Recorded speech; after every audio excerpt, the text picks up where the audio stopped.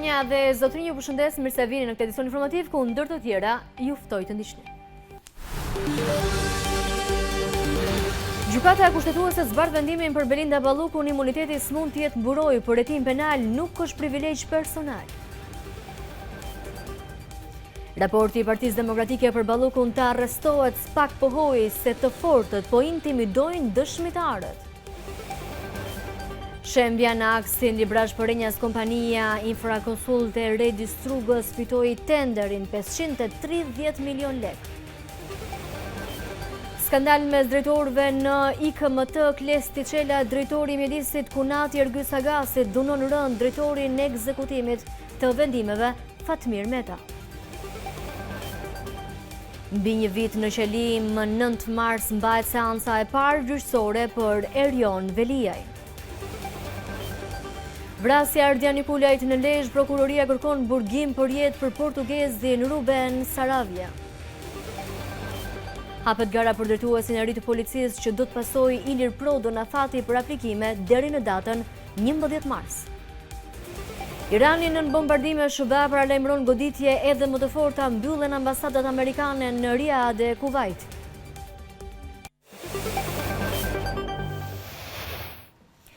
Njihemi tani më gjërësisht, gjykata kushtetuese zbardh vendimin e saj mbi kërkesën e kryeministrit për shpalljen antikushtetuese të vendimit të gjykatës së posaçme për pezullimin e Ballukut. Në vendim theksohet se imuniteti i ministrave nuk është një privilegj personal dhe nuk mund të shërbejë si mburojë ndaj ndjekjes penale. Gjykata saktëson se ministri mban përgjegjësi politike para kuvendit, por edhe përgjegjësi penale individuale për çdo shkelje gjatë ushtrimit të funksionit.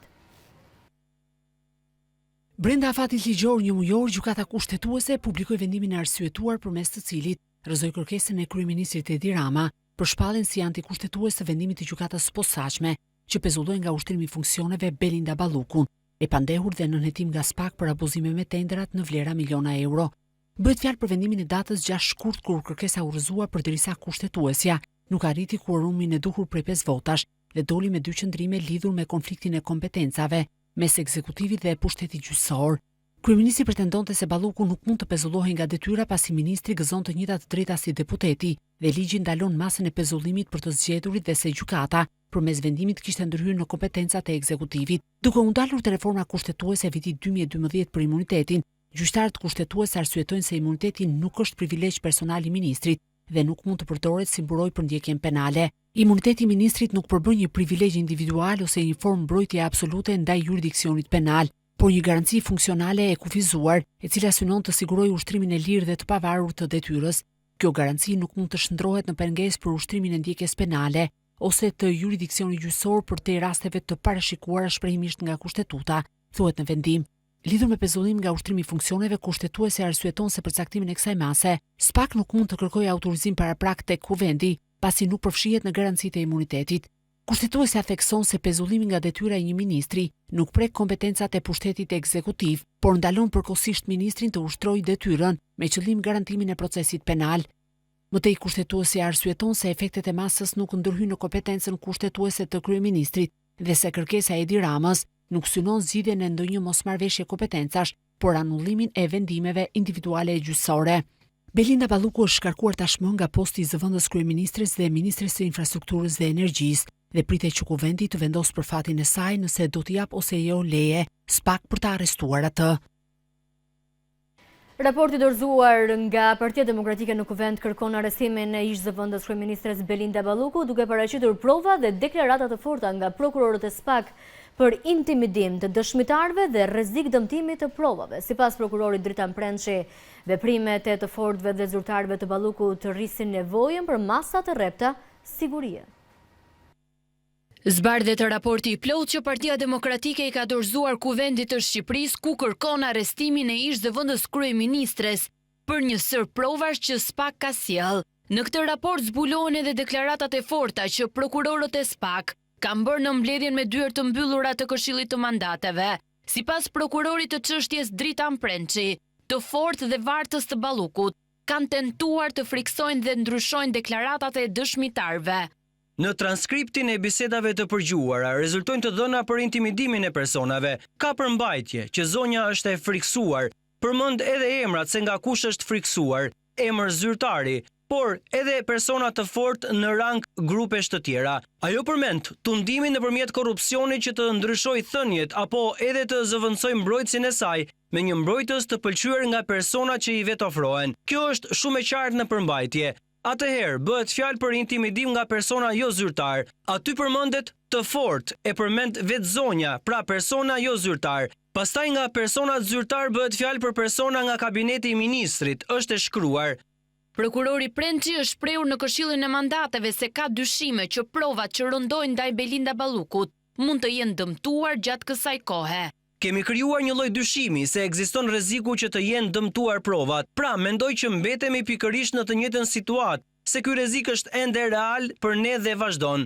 Ky është një element i masës së sigurimit, ndërsa elementi tjetër i nevojave të sigurimit nuk lidhet vetëm me elementin e dëmtimit të provave, por lidhet edhe me rrezikun që personi mund të kryejë të njëjtën vepër penale, si ajo që dyshohet se ka kryer, apo edhe më të rëndë. Sot edhe ky rrezik i dytë ekziston. Prokurori i SPAK thekson gjithashtu se institucione në varësi të Belinda Ballukut, siç është ARSH, ka vonuar dokumentat e kërkuara nga SPAK. Për këtë arsye ata kërkojnë izolimin e Belinda Ballukut. Kemi patur mangësi nga autoriteti rrugor shqiptar, sepse nuk na i ka sjellë në kohë. Na janë vonuar dhe akoma nuk i kemi administruar të gjitha dokumentacionet përkatëse të këtyre procedurave prokurimi. Cili është mekanizmi? Mekanizmi është duke takuar varësit, personat që mund t'i ketë emëruar, personat që sipas hetimeve dyshojmë se mund t'i ketë kontrolluar dhe dyshojmë se kjo veprimtari mund të ndodhë edhe në të ardhmen, siç edhe kemi një bisedë konkrete që krijon dyshime serioze që kanë ndodhur. Se mund të mos jesh edhe në funksion, por ke dikë, një person tjetër që ka pushtet mbi dëshmitarin, që është drejtori i dëshmitarit për shembull, duke pasur mundësinë për të takuar me njerëzit që ja lejojnë masat aktuale, rritet rreziku për të helmuar provat, qoftë për dëshmitarët, qoftë edhe për të bashkëpandehurit, sepse edhe i bashkëpandehuri mund të pendohet nesër ose mund të bashkëpunojë me hetimin. Prandaj ne jemi në këto lloj masash sigurimi, që i ndalojmë personit në hetim kontaktet me personat e tjerë, dhe prandaj janë masat më proporcionale të mundshme në krahasim me të tjerat, pasi nuk ka një mas tjetër që ta kënaq këtë nevojë sigurimi. Deklaratë të fortë prokurori Prençi ka bërë edhe lidhur me dënimin që parashikohet për të pandehurën Balluku, i cili mund të shkojë deri në 35 vite burg. Me 2 episode, teorikisht mund të dënohet deri në 10 vjet. Në qoftë se ato 2 bëhen 8 episode, fakte penale, nuk është e njëjta situatë. Është i njëjti nen, por përsëritet 8 herë. Pra, kur caktohet dënimi, caktohet për secilën vepër dhe teorikisht mund të shkojë edhe deri në dënimin maksimal me 35 vjet burg. Partia Socialiste nga ana tjetër deri më tani nuk e ka qartësuar qëndrimin e saj nëse do të lejojë apo jo heqjen e imunitetit të ish zëvendës kryeministres Belinda Balluku. Partia Socialiste ka propozuar një draft të ri që në thelb ruan propozimin për 11 komisione të reja parlamentare nga 8 komisione që janë aktualisht. Pika që pritet të shkaktoj debate është reduktimi i kohës së fjalimeve në parlament nga 10 në 5 minuta.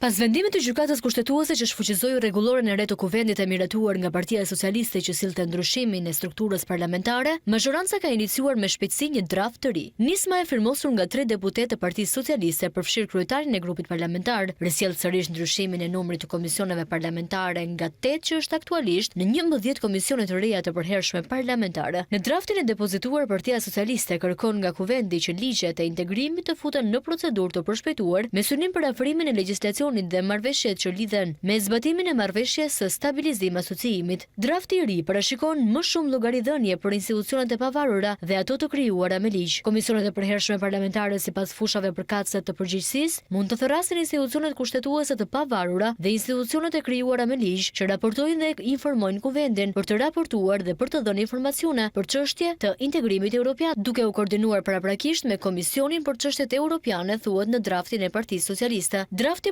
shikon disa ndryshime nga rregulloria aktuale sa i përket kohës së fjalimeve në kuvend për ministrat dhe deputetët nga 10 në 5 minuta. Reduktimi i kohës pritet të sjellë kritika nga opozita.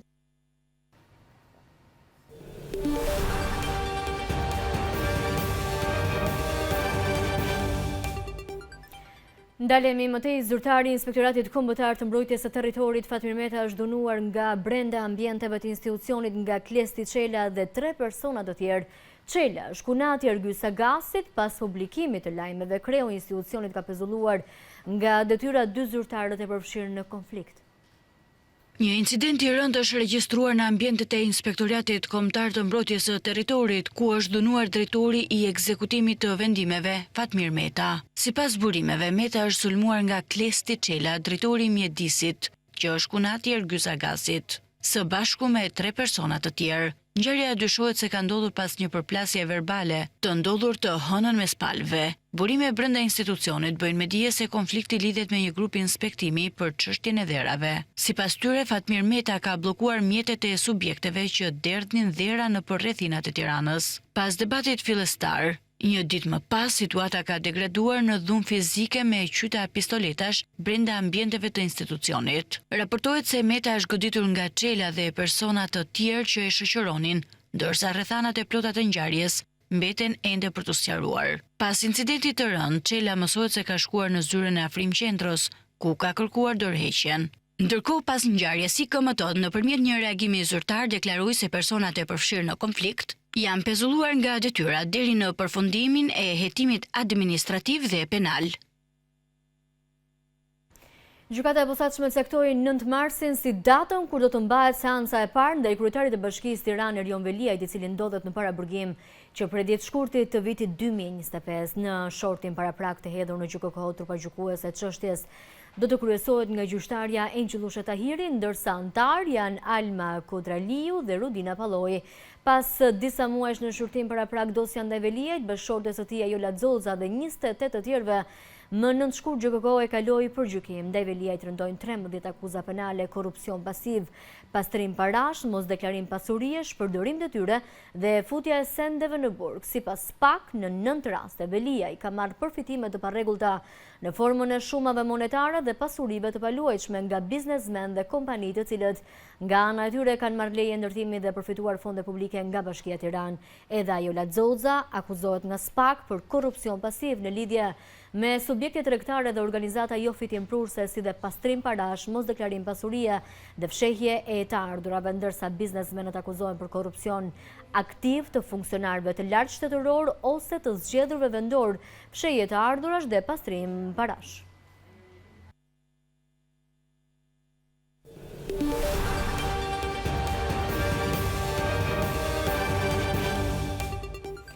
Shembja e segmentit Librash Përrenjas nxjerr në pa përgjegjësinë direkte të kompanisë Infraconsult SHPK dhe administratorit të saj registruga, të cilët sipas dokumenteve zyrtare kanë pasur rolin e projektuesit dhe mbikëqyrësit të punimeve, kur i njëjti subjekt harton studimet, projekton ndërhyrjen dhe kontrollon zbatimin, dështimi i veprës është përgjegjësi e qartë profesionale dhe teknike që shkakton dëme të mëdha ekonomike dhe rrezik publik. Kompania Infraconsult SHPK e registrugës është kompania projektuese dhe mbikëqyrëse e punimeve në segmentin rrugor Librash Përrenjas, i cili u shemb në muajin shkurt duke bllokuar qarkullimin, duke izoluar tërësisht juglindjen e vendit dhe duke shkaktuar një dëm shumë të madh ekonomik. Por mbi 10 ditë bllokimi i këtij aksi ka paralizuar komunikimin e juglindjes me pjesën tjetër të vendit dhe ka goditur rënd tregtinë me Maqedoninë e Veriut. Bizneset pësuan humbje kolosale, qytetarët u përballen me kosto shtesë dhe pasiguri, ndërsa përgjegjësit teknik të rrugës heshtin. Sipas dokumenteve të autoritetit rrugor shqiptar, Infraconsult me administrator registrugën fitoi në fund të vitit 2020 tenderin me fond limit 530 milion lek për studim, projektim dhe zgjerim të segmentit rrugor dalje Elbasan Përrenjas Qafthan me afat realizimin në 9 muaj. E njëjta kompani ka kryer punime topografike dhe studime gjeologjike përgjatë gjithë gjatësisë së rrugës, përfshirë zonën ku ndodhi rrëshqitja. Në dokumentacionin zyrtar Registruga figuron si personi përgjegjës edhe për mbikëqyrjen e punimeve.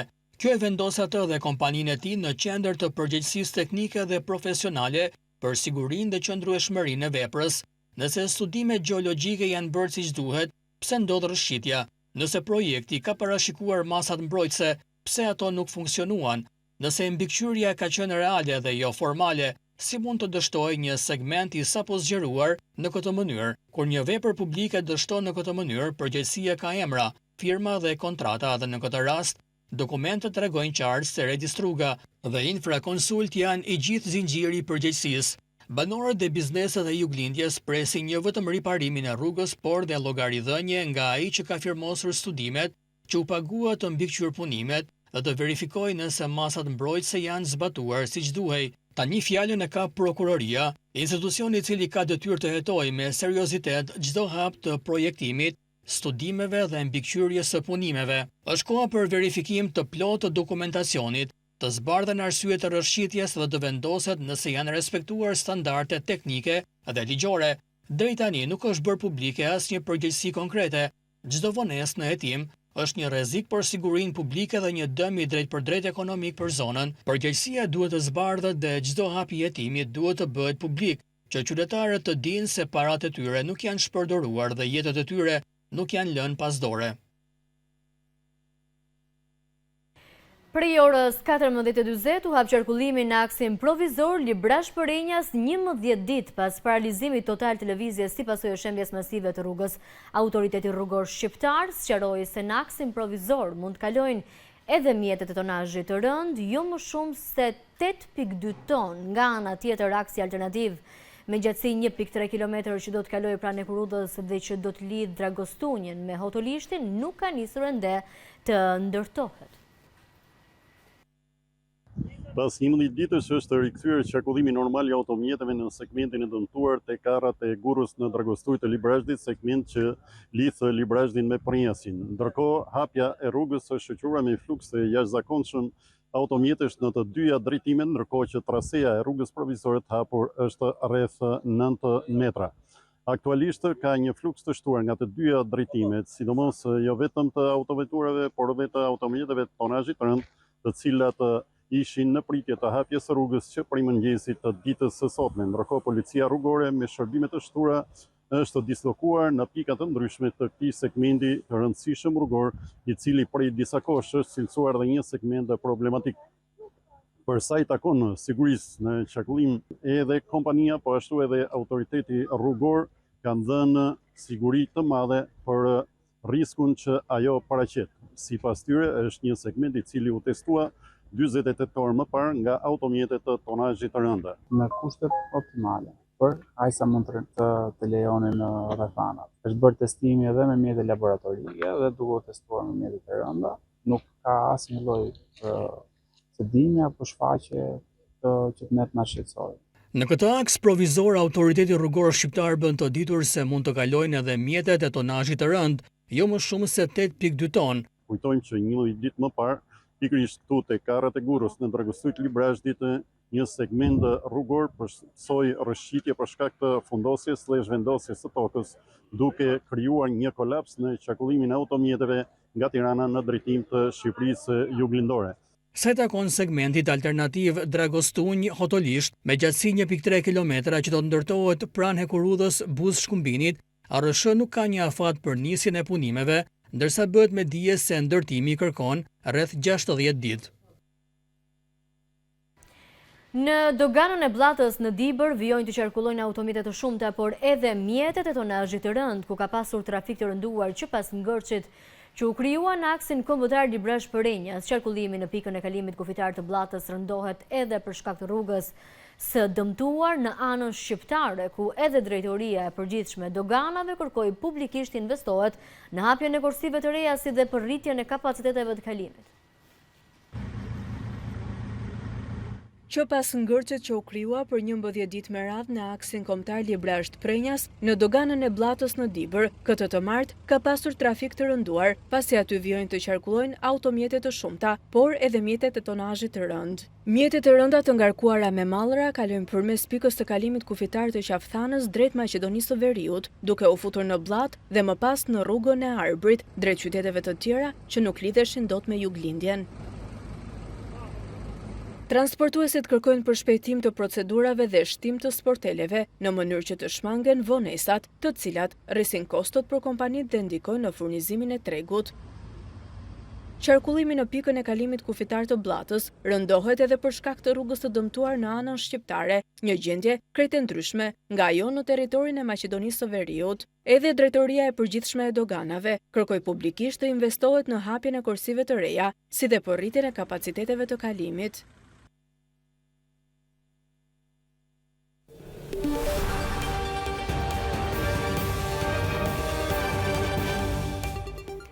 Ndalemi mëtej, guvernatori i Bankës së Shqipërisë Gensejko priti në një takim zyrtar delegacionin nga Akademia e Shkencave dhe Arteve të Kosovës, kryesuar nga Justina Shirogapula.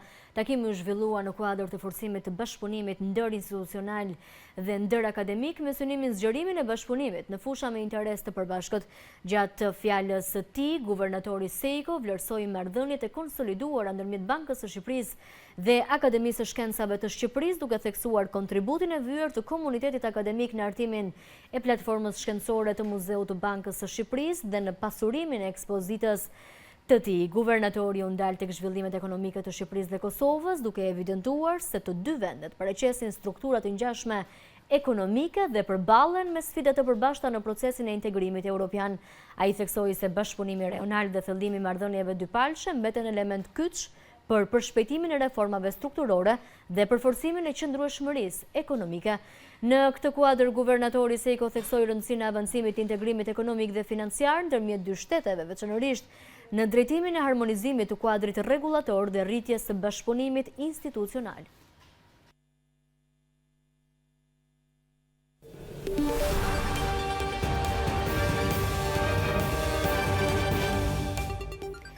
Ndalemi mëtej, Komisioni Posaçëm Parlamentar për Reformën Zgjedhore zhvilloi një tryezë konsultimi mbi hartimin e kuadrit ligjor dhe financimin e partive politike.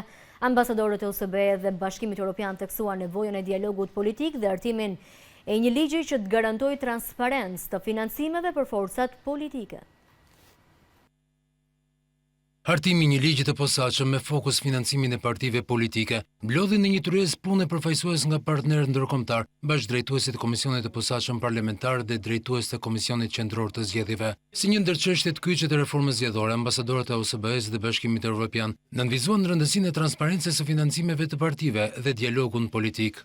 Shqipëria ndodhet në një moment të vendimtar për forcimin e integritetit dhe besueshmërisë së kuadrit të saj zgjedhor. Raporti i OSBE-s Odirit për zgjedhjet parlamentare të vitit 2025 evidentoi një sër fushash ku rekomendohet rishikimi i kuadrit aktual ligjor. Interesimi për këtë çështje vjen në kohë kritike pasi lidhet me integrimin. Reforma zgjedhore është nevojë demokratike. Besimi në zgjedhje është me shumë rëndësi, kur burimet e financimit janë të paqarta dhe mbikëqyrja është e dobët, besimi tek këto institucione është i minuar. Reforma zgjedhore duhet të garantojë pluralizmin politik edhe të sigurojë një fushë loje reale dhe të barabartë për të gjithë aktorët politik. Kufiri midis shtetit dhe partisë duhet të përcaktohet shumë më qartë. Për dy bashkëkryetarët e Komisionit Parlamentar të Reformës Zgjedhore, ligji për financimin e partive politike është prioritet. Damian Gjiknuri dhe Ort Bylykbashi nënvizuan domosdoshmërinë e transparencës së financimit të partive. Të parandalojmë ato fenomene që mund të quhen ndikime të paligjshme në jetën politike demokratike të një vendi, siç mund të jenë financime nga burime që të papranueshme, qoftë nga bota kriminale, qoftë nga interesa biznesit të lidhura me pushtetin, po qoftë edhe nga fuqitë huaja. Transparenca është një element të rëndësishëm që partitë politike të funksionojnë në mënyrë demokratike dhe duke shmangur korrupsion.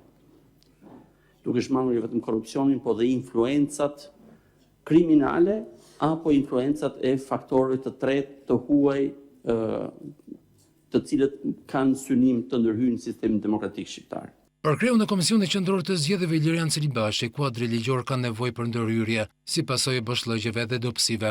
Në praktik, sistemi i financimit politik shqiptar përballet me një sër sfidash dhe dobësish, të cilat në mungesë të zgjidhjeve efektive ligjore rrezikojnë të minojnë integritetin e procesit zgjedhor dhe funksionimin normal të demokracisë. Financimi i partive politike konsiderohet gjithnjë më shumë si detyrim ndërkombëtar. Raporti i Komisionit Evropian për Shqipërinë i vitit 2025 shpreh nevojën e krijimit të një kuadri të ri ligjor për financimin e partive politike në Shqipëri. Edi Rama në mbledhjen e kryesisë së Partisë Socialiste ka urdhëruar nisjen e takimeve me antarësinë dhe simpatizantët e forcës politike që drejton.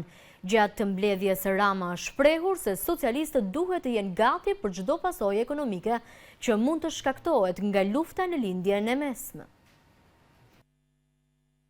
30 minuta zgjati mbledhja e kryesisë së Partisë Socialiste mëngjesin e kësaj të marte, por ishte kohë mjaftueshme që kryesocialisti Edi Rama, një herësh kryeministër, të jap mesazhet për domosdoshmërinë e daljes në terren të zyrtarëve dhe deputetëve socialist. Rama theksoi rëndësinë e komunikimit me zgjedhësit në bazë për t'i parashtruar objektivat e projektet zhvillimore dhe ekonomike, pjesë e programit të Partisë Socialiste, një dialog me antarësinë dhe simpatizantët socialist. Po ashtu u lajmërua edhe nisja e fushatës për antarësimet e reja në parti, masat e cilat vinë në funksion të përgatitjes së kësaj force politike për zgjedhjet për pushtetin vendor që të zhvillohen pranverë në vitin e ardhshëm. Mbledhja e kupolës drejtuese të Partisë Socialiste pati karakter organizativ, lidhur me nisjen e procesit zgjedhor për drejtuesit e rinj të strukturave dhe degëve të partisë. Rama bëri me dije nisjen e fushatës për zgjedhjet, që pritet të mbahen gjatë muajit qershor, bazuar në parimin një antar një vot. Gjatë mbledhjes së kryesisë, Edi Rama është shprehur se duhet të jemi të përgatitur për çdo pasojë ekonomike që mund të vijë si pasojë luftës në lindjen e mesme, pasojë që lidhen drejt për drejt me rritjen e çmimit të naftës. Në mbledhjen e kryesisë së Partisë Socialiste morën pjesë edhe drejtuesit politik në qarqe, të cilët kanë detyrë pikërisht organizimin e takimeve në terren dhe përcjelljen e mesazheve politike. Kreu i Partisë Demokratike Sali Berisha deklaron se Belinda Balluku nuk është vetëm ajdutja e parave të shqiptarëve, por një person i rrezikshëm që kërcënon drejtsinë dhe dëshmitarët në çështjen e saj. Sipas liderit të Demokratëve Edi Rama po e mbron hapur ish numrin 2 të qeverisë së tij. Belinda Balluku shihet nga Sali Berisha jo vetëm si njeriu që ka vjedhur paratë e shqiptarëve, por edhe si një person i rrezikshëm që ka kërcënuar prokuror dhe dëshmitar në çështjen e saj. Lubi Balluku që ky mbron është një kriminale multidimensionale e pashoqe në historinë e Shqipërisë. Përveç vjedhjeve të saj bashkë me Ramën, bashkë me ish burrin e saj, e mor të vesh ju. Atë e ka me divorc gjoja, po jo për të vjedhur. Për të vjedhë janë bashkë me Kolballen. Transakcionet e tij janë të pafundme. Bashkë me Soj dhe Sorolopin e saj, ka bërë përpjekje të hapura për të dëmtuar provat. Ka kërcënuar zyrtarët e drejtësisë me banda dhe bandit. Berisha konfirmon se Edi Rama ende nuk ka çuar në kuvend raportin e PS për imunitetin e Ballukut. Gjë në këtë moment që po jap konferencën, nuk ka dërguar në kryesinë e parlamentit raportin e tij për imunitetin e Ballukut. Kreu i Demokratëve u kërkon mbështetësve të tij që të jenë përpara parlamentit ditën kur të votohen raportet e partive për imunitetin e ish numri 2 të qeverisë. Ftesa ime për mbar qytetar shqiptar, ditën që do paraqitet kërkesa në parlament që të gjithë para parlamentit për të mbrojtur Kushtetutën. Sali Berisha lajmëron se nuk përjashtohet mundësia që deputetët të nisin grevën e urisë në mjediset e kuvendit. Deputetët prej kohësh kanë shprehur vendosurinë që të kalojnë dhe në akte sublime, grevurie, dhe asgjë nuk përjashtohet, por gjithçka, çdo hap duhet ndërmirret në momentin e duhur. Lideri i Demokratëve deklaron se Rama rrezikon më shumë vite burg se Belinda Balluku. Në momentin e parë të largimit nga ajo karrige, ai përfundon në qofse për Lubin u tha 36 vjet burg, ju garantoj se për Ramën as 76 nuk mjaftojnë. Për serialin e veprave penale, vetëm Porti i Durrësit është të paktën 60 vite burg. Gjykata e Tiranës ka caktuar masën detyrim paraqitje për 4 protestuesit e opozitës që hodhën molotov dhe fishek zjarre drejt vilës së ish-diktatorit Enver Hoxha gjatë protestës së mbajtur të shtunën e 28 shkurtit. Leonardo Marku, Robespierre Dervishaj, Doris Rista dhe Sergej Rapa u arrestuan nga policia pas përfundimit të marshimit të protestës të opozitës që kulmoi me hedhjen e molotovëve në vilën e ish-diktatorit e kthyer prej pak kohësh në një muze arti dhe ku në momentin e shpërthimit ndodheshin disa artistë të huaj që nuk pësuan lëndime. Po ashtu molotov u hodhën edhe në koshat e plehrave përgjatë unazës, ndërsa pati përplasje me policin pranë drejtorisë së policisë së shtetit. Opozita dhe lideri i saj Sali Berisha e konsideruan hedhjen e molotovëve në vilën 31 si një reagim zemërimi të protestuesve. Berisha tha pas incidentit se nuk ishte në dieni që vila ish diktatorit ishte kthyer në muze dhe u kërkoi falje artistëve francez që ndodheshin aty në momentin e shpërthimit. Sulmi ndaj vilës 31 u dënua nga përfaqësia e Bashkimit Evropian në vendin tonë si dhe ambasada franceze. Pas shkarkimit i Ilir Prodhës nga detyra e drejtorit të përgjithshëm të Policisë së Shtetit, Ministria e Punëve të Brendshme ka hapur zyrtarisht aplikimet për përzgjedhjen e pasuesit të tij. Në njoftimin zyrtar, Ministria e Punëve të Brendshme bën të ditur se kandidatët kanë afat deri në 11 mars 2026 për të dorëzuar dokumentacionin përkatës. Sipas kritereve të përcaktuara, aplikanti duhet të mbajë një nga gradat e rolit të mesëm drejtues, të ketë shtetësi shqiptare, të mos jetë i dënuar me vendim të formës së prerë për vepra penale dhe të mos ketë marrë masa të rënda disiplinore në 5 vitet e fundit. Po ashtu, kandidati duhet jetë në gjendje të mirë shëndetësore dhe të mos ketë konflikt interesi në ushtrimin e detyrës. Pas mbylljes së afatit të aplikimeve, emrat e kandidatëve do të publikohen në faqen zyrtare të Ministrisë. Një komision i posaçëm do të kryejë verifikimin paraprak të dokumentacionit dhe do të hartojë listën e kandidatëve që plotësojnë kushtet ligjore. Më pas do të zhvillohen seanca dëgjimore me kandidatët përpara se renditja përfundimtare të i paraqitet ministrit për vendimarrje. Aplikimet mund të dorëzohen me postë pranë Ministrisë së Punëve të Brendshme në Tiranë ose në adresën elektronike zyrtare të institucionit.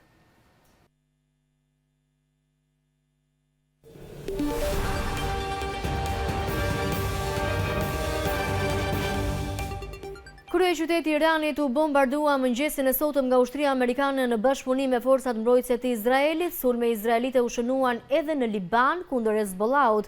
Ambasada amerikane në Riyadh u sulmua nga 2 dron iranian, ndërkohë ambasada amerikane në Kuvajt u mbyll. SBA u kërkoi qytetarëve amerikanë të largohen nga lindja e mesme. Sekretari Rubio deklaroi se goditjet më të forta ndaj Iranit ende nuk kanë ndodhur. Ushtria amerikane kreu sulme të tjera në territorin e Iranit të mbështetura nga forcat mbrojtëse të Izraelit, të cilët kryen sulme në kryeqytetin e Iranit Teheran, si dhe në kryeqytetin e Libanit Beirut mëngjesin e kësaj të martë. Ushtria izraelite po kryen sulme kundër objektivave ushtarake në Teheran dhe Beirut, njoftuan autoritetet izraelite përmes një deklarate. Sulmet vinë rreth një orë pasi ushtria izraelite lëshoi një paralajmërim urgjent për njerëzit në periferitë jugore të Beirutit dhe në 10 rafshatra, duke u bërë thirrje atyre që të evakuohen menjëherë. Ushtria tha se ka në shënjestër qendrat e komandës dhe objektet e magazinimit që i përkasin Hezbollahut, grup militanti lidhur me Iranin. Ushtria izraelite ka dislokuar ushtar shtesë në Libanin jugor, si pjesë e përpjekjeve të forcave të mbrojtjes izraelite për të ofruar siguri shtesë për banorët e Izraelit verior, njoftuan drejtuesit e ushtrisë. Sipas Reuters, zëdhënësi ushtarak nën kolonel Nadav Shoshani tha në një takim online me gazetarët se ushtarët janë vetëm në zonën kufitare në një mënyrë mbrojtëse për të parandaluar sulmet kundër civilëve dhe pikave shumë strategjike të rëndësishme. AFP raporton se ministri izraelit i mbrojtjes Israel Katz tha të martën se ka udhëzuar ushtrinë të marrë kontrollin e më shumë pozicioneve në Liban pas një sulmi nga Hezbollahu. Ushtria izraelite tha se sulmoi dhe çmontoi selinë e radios dhe televizionit shtetëror në Teheran, të cilën e cilësoi si qendër të komunikimit të regjimit terrorist. Ministria e Mbrojtjes e Arabisë Saudite konfirmoi se ambasada amerikane në Riyadh u sulmua nga 2 dronë iranian sipas vlerësimeve fillestare. Në një deklaratë të shpërndar në rrjetin social X, ministria tha se sulmi shkaktoi një zjarr të kufizuar dhe dëme të vogla materiale në ndërtesë. Ndërkohë ambasada amerikane në Kuvajt u mbyll drejt në njoftimin e radhës. Në deklaratën e shpërndar në X thuhet se vendimi u mor për shkak të tensioneve të vazhdueshme rajonale. Kemi anulluar të gjitha takimet konsulore të rregullta dhe emergjente, thuhet në njoftimin e ambasadës amerikane në Kuvajt.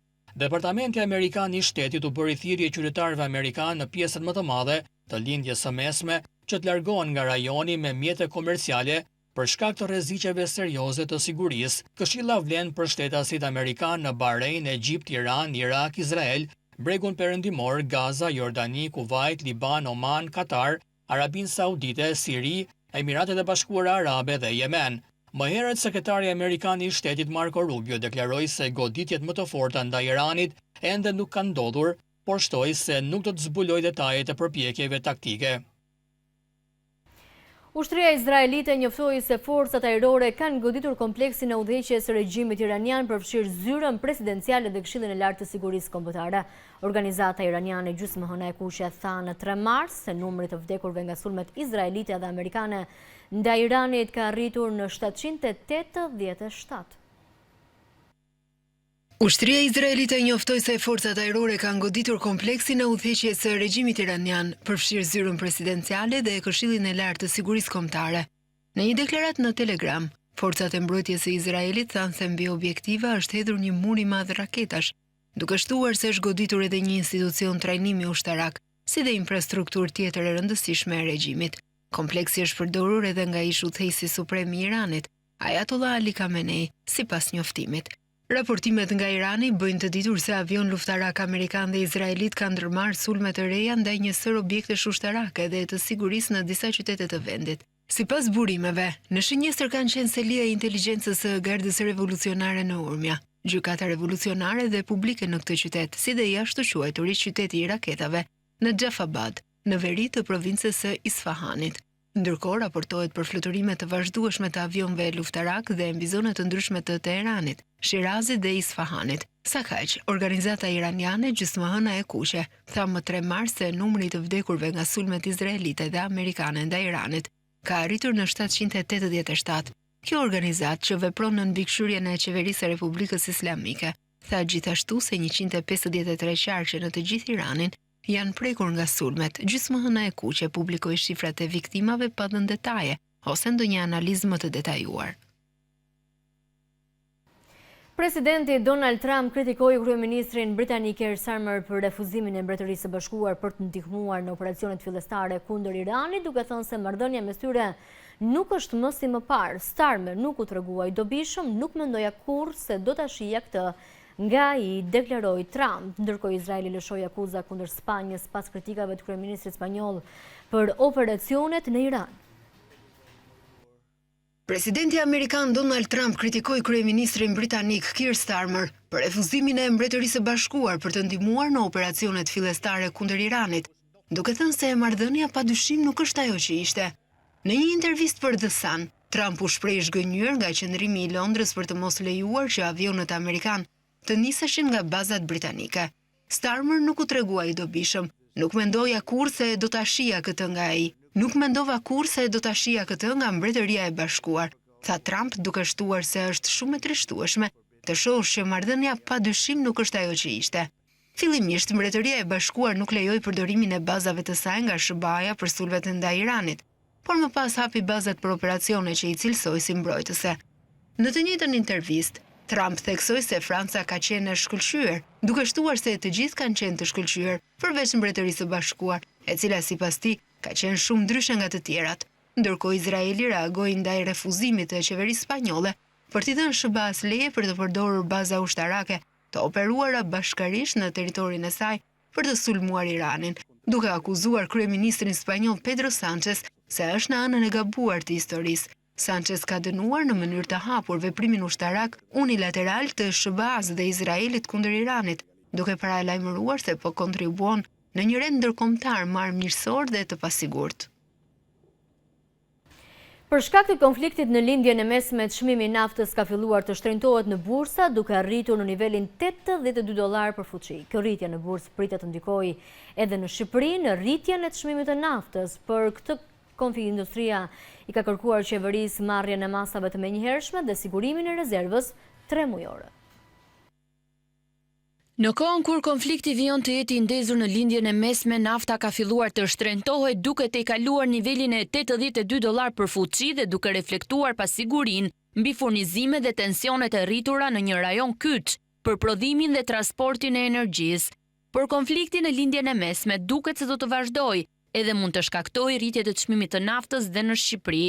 Përfaqësues të shoqatës së hidrokarbureve thanë për News 24 se rritja e çmimit të naftës në tregjet ndërkombëtare pas konfliktit në lindjen e mesme pritet që brenda 3-4 ditëve të reflektohet në tregun vendas, me shtrenjtim prej 30 deri në 40 lekë për litër.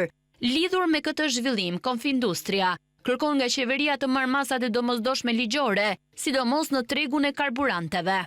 Duhet kontrolluar zbatimi i ligjit në kompanitë e karburanteve për sigurimin e rezervës strategjike tremujore.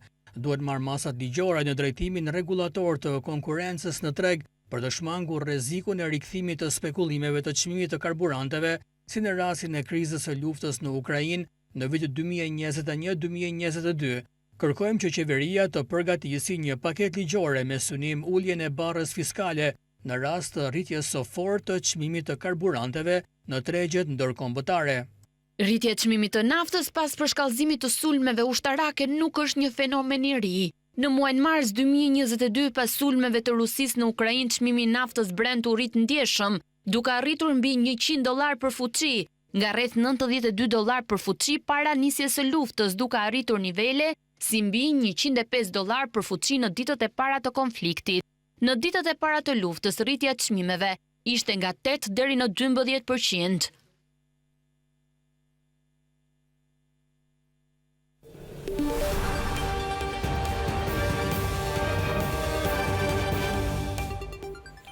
Vjoj Mëtej, autori vrasjes me thik të Egli Pashollarit, ka deklaruar përhetuesit e krimin se kreu për vetëmbrojtje. Gazmend Buçpapaj u arrestua mbrëmjen e së hënës në Tropoj, teksa fshihej tek një afërm i tij, ndërsa para grupit hetimor ka rrëfyer motivet e krimit të rënd të ndodhur në Tiranë në datën 20 shkurt. Gazmend Buçpapaj, dyshuar si autori vrasjes me thik të Egli Pashollarit, mesditën e 20 shkurtit në zonën e Shparkut në Tiranë, ka deklaruar se krimin e kreu për vetëmbrojtje.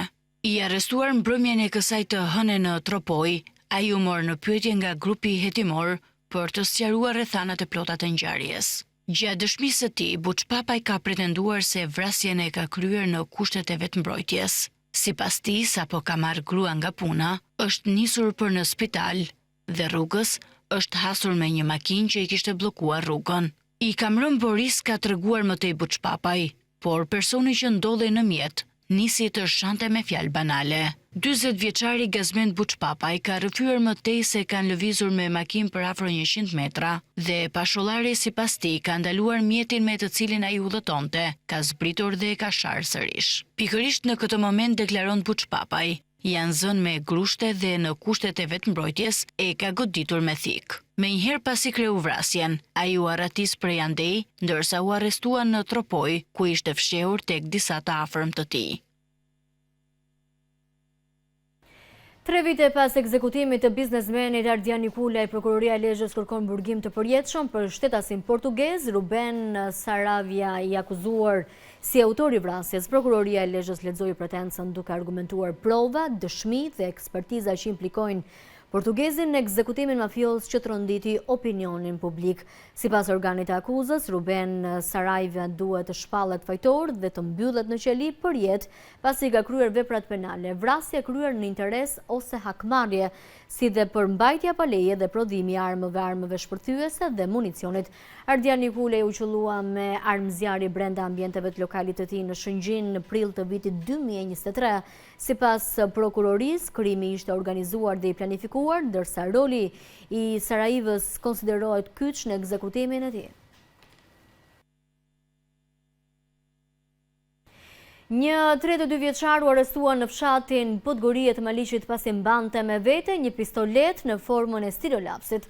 32 vjeçari u arrestua në një lokal dhe gjatë kontrollit fizik atij u gjetën një sten i dyshuar pistolet me fishek i ngjashëm me stilolapsin, i cili u sekuestrua në cilësinë e provës materiale. I riu akuzohet për veprën penale mbajtja pa leje dhe prodhimi i armëve shpërthyese dhe i municionit dhe materialet procedurale, i referuan prokurorisë së Korçës për veprime të mëtejshme.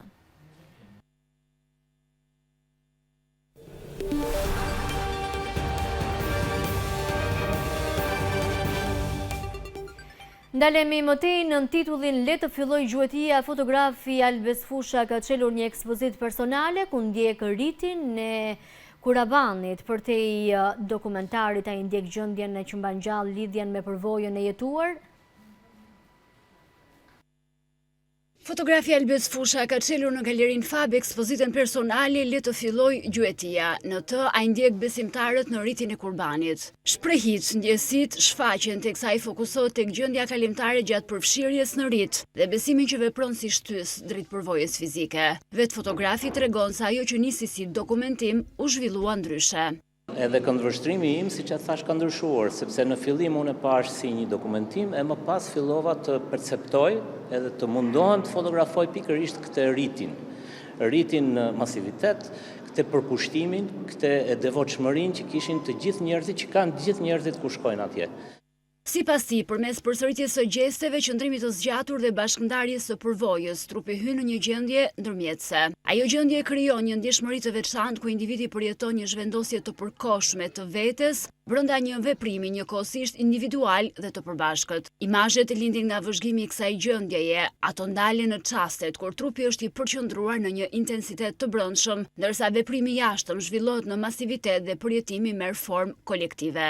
Imazhet fiksojnë gjurmën në një gjendje pothuajse trans, duke regjistruar intensitetin e përjetimit fizik që shtrihet në rrjedhën e kohës. Ishte kjo gjithçka e përgatitur për këtë edicion informativ, teksa për të tjera zhvillime ju ftoj të ndiqni faqen e balkanue.com për informacione nga vendi, rajoni dhe bota. Bashkë, miru takofshim.